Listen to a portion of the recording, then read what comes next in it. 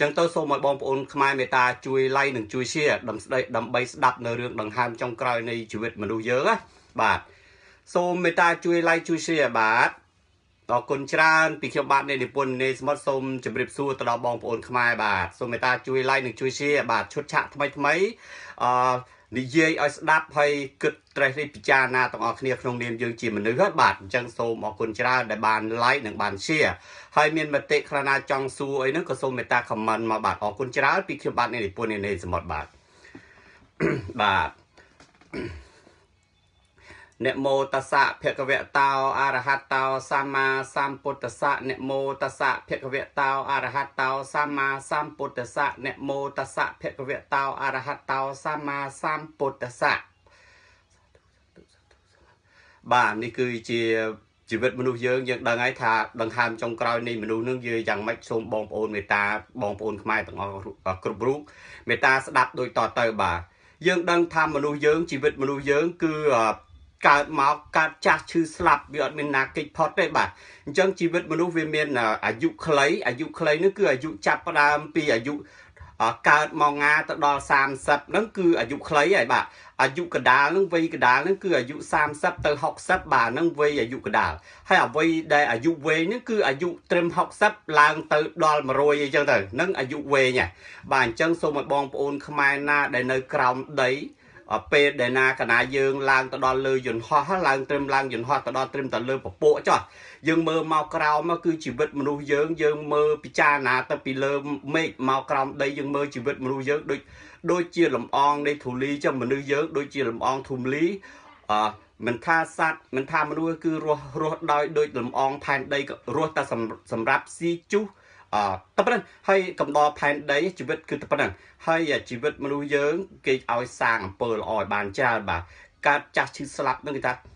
យើងដឹងថាមនុស្សយើងគឺកើតមកមានធាតុ4គឺធាតុទឹកធាតុភ្លើងធាតុខ្យល់បាទគឺធាតុទាំងអស់នឹងយើងអាចខ្វះខាតបានខ្វះទឹកក៏មិនបានខ្វះដីក៏មិនបានខ្វះខ្យល់ក៏មិនបានខ្វះភ្លើងក៏មិនបាននឹងគឺជាជីវិតមនុស្សយើងណាហើយយើងដឹងថាខ្មោចខ្លះណាស្លាប់ទៅវិញធ្វើអំពើល្អគ្រាន់តែដេកមួយទឹកហើយដេកទៅងើបឡើងមកពឹងទៅបាត់ហើយគឺអត់អីខ្មោចមួយចំនួនខ្លះណានឹងស្លាប់តៃហោងខ្មោចតៃហោងនឹងស្លាប់ដូចជាខ្មោចលងទឹកខ្មោចចងកខ្មោច accident ឡានខ្មោចធ្លាក់យន្តហោះខ្មោចករណីបាញ់បោះគ្នាសម្លាប់នឹងហៅខ្មោចតៃហោងហើយខ្មោចមួយទៀតគឺខ្មោចមានជំងឺបាទមនុស្សយើងកណានៅជានៅសម្ដីនៅនិយាយបានអានឹងអត់អីកណាពេលណាឈឺរោគគាមកដល់ហ្នឹងគឺទៅពេទ្យដែរទៅពេទ្យដោយពេលជួបមន្ទីរពេទ្យនៅស្រុកគេមិនដាថាមន្ទីរពេទ្យស្រុកខ្មែរយ៉ាងម៉េចខ្ញុំមិនដឹងណាបើមន្ទីរពេទ្យនៅស្រុកគេហ្នឹងគឺវាលក្ខណៈថាឥឡូវគេមើលលេងជាជំងឺស្អីមហារីកគឺជំងឺស្អីមួយចឹងបាទជំងឺហ្នឹងកណាគេមើលលេងជាពេទ្យគេប្រាប់ថាជីវិតអ្នកឯងនៅតែមួយអាទិត្យទៀតស្លាប់តើអ្នកឯងគិតយ៉ាងម៉េចអ្នកឯងចង់ទៅផ្ទះឬក៏ទៅកន្លែងម្ដុំគេដាក់ដើម្បីរងចាំនៅសេចក្តីស្លាប់ចំពោះនៅសហរដ្ឋអាមេរិកនេះគេបញ្ជូនបាទបើគេដឹងថាមួយអាទិត្យទៀតអ្នកឯងស្លាប់តើអ្នកឯងគិតចង់ទៅផ្ទះទៅផ្ទះវិញឬក៏អ្នកឯងចង់ទៅអង្គុយចាំរងចាំកន្លែងស្លាប់បាទអញ្ចឹងនៅសហរដ្ឋអាមេរិកគេឲ្យទៅកតុបមួយកតុបនោះគេរៀបចំឡើងស្អាតបាទគឺមនុស្សដែលនៅពេទ្យហ្នឹងគឺទៅរៀបជួននៅចាំតែសេចក្តីស្លាប់មកដល់ឯងកណាសេចក្តីស្លាប់មកដល់ហើយមនុស្សយើងកណាស្លាប់ពេលដែលស្លាប់ដាច់ដង្ហើមទៅខ្មោចខ្លះណាស្លាប់កណាសាងអំពើល្អខ្មោចនឹងឮដំណឹងដល់គេដល់ឯងគឺអត់ខ្លាចទេខ្មោចនៃអំពើល្អមនុស្សល្អបាទបើខ្មោចនឹងមនុស្សកោងកាចមនុស្សកាចគ្រាន់តែទៅឮស្លាប់វាខ្លាចដល់ចុងភូមិដើមភូមិខ្មោចវាមាន2លក្ខណៈខ្មោចខ្លះណាស្លាប់ទៅគួរអាណិតខ្មោចខ្លះណាស្លាប់ទៅគួរឲ្យស្រឡាញ់បាទគួរឲ្យសំណោះខ្មោចខ្លះណាស្លាប់ទៅគួរឲ្យគេខ្លាចគេស្អប់គេខ្ពើមអញ្ចឹងចឹងមិនថាគេឲ្យសាងអំពើល្អបាទហើយមួយទៀតខ្ញុំចង់និយាយថាពេលដែលគេស្លាប់ទៅវិញគឺមុននឹងយើងស្លាប់មុនយើងអីហ្នឹងគឺគេឲ្យយសពទៅលើមិត្តភ័ក្តិគេឲ្យយសពទៅលើសម័យខ្លួនគេឲ្យយសពទៅលើបងប្អូនមានករណីគឺយមរាជមកយោឬយសពឃើញស្អីចឹងណាអញ្ចឹងមិនថាឲ្យសាងអំពើល្អបាទហើយមនុស្សយើងដល់ពេលស្លាប់ទៅវិញហ្នឹងដាច់ខ្យល់ហើយហ្នឹងគឺអ្នកខ្លះណាហ្នឹងគឺកប់ហើយត្រូវការដុតអ្នកខ្លះណាបូជាហៅដុតបាទអ្នកខ្លះណាហ្នឹងកប់សម័យឥឡូវចាំបើសម័យពីដើមអ្នកខ្លះណាគេជឿអបិយជំនឿតាមរោគនេះតាគេបដែតទឹកទៅតាមទឹកទៅអ្នកខ្លះណាហ្នឹងគេដាក់ឲ្យសត្វស៊ីចឹងទៅបាទករណីស្លាប់ទៅវិញគឺមានតែប៉ុណ្្នឹងផ្លូវទៅសប្ងៃគឺ បូជាហើយនឹង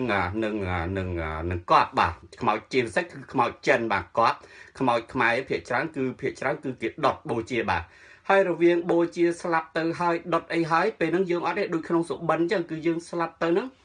ក្នុងរវាង7ថ្ងៃបាទខ្មោចនឹងចាប់ដើមដឹងខ្លួនថាពេលវេលានេះខ្លួនអញអត់មានរូបជារូបកាយអញទៀតទេអញ្ចឹងអារបស់ហ្នឹងវាត្រូវស្លាប់ហើយពេលហ្នឹងយំស្រែកយើងយំមកចង់មកផ្ទះក៏មកមិនរួចដែរអញ្ចឹងពេលណាគេដង្ហែខ្មោចពេលណាខ្មោចចេញទៅដុតទៅកប់ហើយគេមិនដែលឲ្យងាកក្រោយទេគេខ្លាចខ្មោចនឹងបកមកវិញព្រលឹងនឹងវាវិលវល់វាត្រឡប់មកផ្ទះវិញអញ្ចឹងគេតែងបាច់លាជជាពិសេសខ្មោចយួនគេបាច់กระดาษប្រាក់ខ្មោចចិនបាច់กระดาษមាសกระดาษប្រាក់អញ្ចឹងទៅដើម្បីជូនដំណើរខ្មោចខ្មែរគេហៅបាច់លាជទួងព្រលឹងអីចឹងមានរូប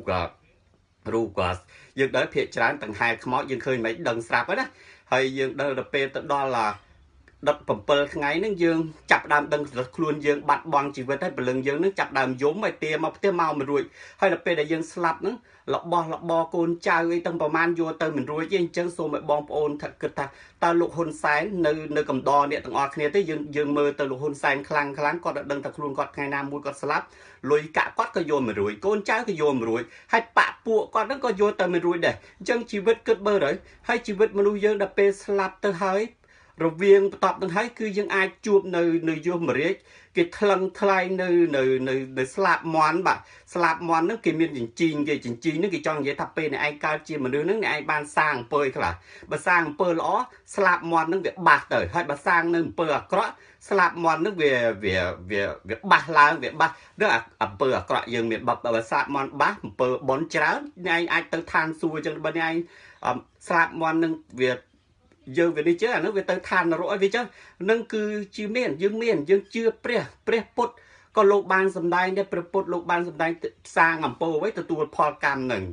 ព្រះយេស៊ូវក៏គាត់និយាយដែរជាពិសេសអ្នកជឿនៅលើពុទ្ធសាសនាអ្នកជឿទៅលើព្រះបាទអ្នកដែលជឿមិនលើព្រះលើខ្លួនឯងជឿទៅតាមវិទ្យាសាស្ត្ររឿងផ្សេងវិទ្យាសាស្ត្រក៏គេឆ្ងល់ដែរគេថាតើមនុស្សស្លាប់ទៅណាអញ្ចឹងជីវិតមនុស្សយើងខ្ញុំចង់និយាយថាពេលដែលយើងរស់ជាមេត្តាធ្វើអំពើល្អច្រើនកុំសាងនៅអ្វីដែលយើងធ្វើទៅដាក់លើគេអញ្ចឹងយើងត្រូវរៀនសាងអំពើល្អដើម្បីជាតិមុខជាតិក្រោយអញ្ចឹងបងប្អូនជីវិតមនុស្សយើងដូចខ្ញុំប្រាប់អញ្ចឹងបងប្អូនទាំងអស់គ្នាយកត្រេះនេះពិចារណាទៅ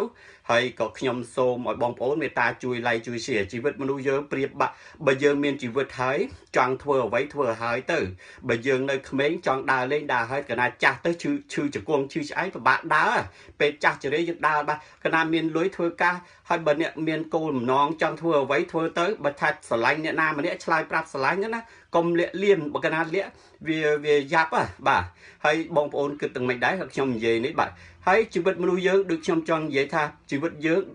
ពេលវេលាអត់រងចាំហើយអាយុជីវិតមនុស្សយើងមាន10ឆ្នាំប្រហែលដងអញ្ចឹងណាអាវ័យណាដែលយើងវ័យទៅរៀនវ័យណាយើងត្រូវមានគ្រួសារវ័យណាដែលយើងត្រូវទៅវត្តទៅវាវ័យណាដែលយើងត្រូវមើលកូនមើលចៅយើងនឹងហើយវាវ័យនៅ10ឆ្នាំ10ហើយពេលវេលាលឿនវាដៃបកក្រោយហើយបើអ្នកណាទាំងអស់គ្នាដែលមានរឿងរ៉ាវអ្វីកន្លងហើយសូមបំភ្លេចចោលដើរទៅមុខទៀតព្រោះជីវិតទៅហើយចរន្តនៃផែនដីសប្ងៃផែនដីគឺវិលទៅវិលមកហើយជីវិតមនុស្សកាលណាយើងជួបនិស្ស័យអ្នកណាម្នាក់ក៏វាអាចប្រត់ក៏វិញដែរវាអត់មានជួបអីថិតថេរហើយមនុស្សម្នាក់ស្រឡាញ់គ្នាយ៉ាងណាក៏ដោយទៅវិញក៏មិនចូលក្តាមឈូជាមួយគ្នាដែរចាំពាក្យខ្ញុំមិនសំខាន់យើងគោរពសិទ្ធិគ្នាបើគេគោរពយើងគោរពគេបើគេមិនគោរពយើងក៏គោរពគេបាទជីវិតមនុស្សគឺអញ្ចឹងបាទដោយរសជាតិនៃមនុស្សហើយជីវិតមនុស្សម្នាក់បើបានជួបគ្នាជាមិត្តភក្តិជាប្តីប្រពន្ធជាបងជាប្អូនជានិស្ស័យបនបើយើងបែកគ្នាវាជាអស់និស្ស័យហ្នឹងតែប៉ុណ្ណឹងហើយជីវិតមនុស្សដូចខ្ញុំថាអញ្ចឹងដូចជាភ្លើងទៀនអញ្ចឹងកាលណារលត់ហើយគ្មានថ្ងៃបកក្រោយណានេះជាឧទាហរណ៍ដូចច្រើនឥឡូវភ្លើងទៀននេះកាលណារលត់ទៅអត់មានអីបកក្រោយមែនអត់លឺមើល1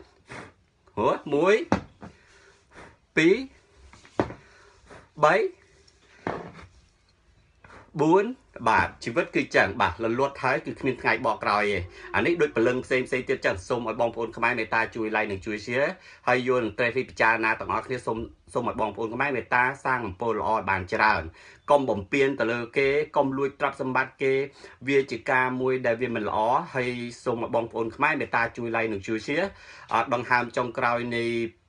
រឿងនេះខ្ញុំនិយាយបានតែប៉ុណ្្នឹងហើយក៏សូមអរគុណច្រើនបើមានការខុសឆ្គងអីក៏សូមអភ័យទោសទៅដល់បងប្អូនខ្មែរបាទ ពីខ្ញុំបាននិពន្ធនាសម្បត្តិសូមជម្រាបលាសូមឲ្យបងប្អូនខ្មែរមានសេរីសួស្តីនៅឆ្នាំថ្មីហើយក៏សូមឲ្យជួបនៅសុខភាពល្អហាត់ប្រាណដើម្បីអាយុបានវែងហើយមួយទៀតក៏សូមឲ្យប្រកបកិច្ចការនឹងរីកចម្រើនជួបតែមនុស្សល្អៗហើយសាងតែអំពើល្អកុំឲ្យមានការអំពើអាក្រក់នៅក្នុងខ្លួនច្រើនពេកកាលណាយើងសាងអំពើល្អជួបនឹងមនុស្សល្អបើយើងសាងអំពើអាក្រក់មនុស្សអាក្រក់នឹងជួបមកយកលើយើងនឹង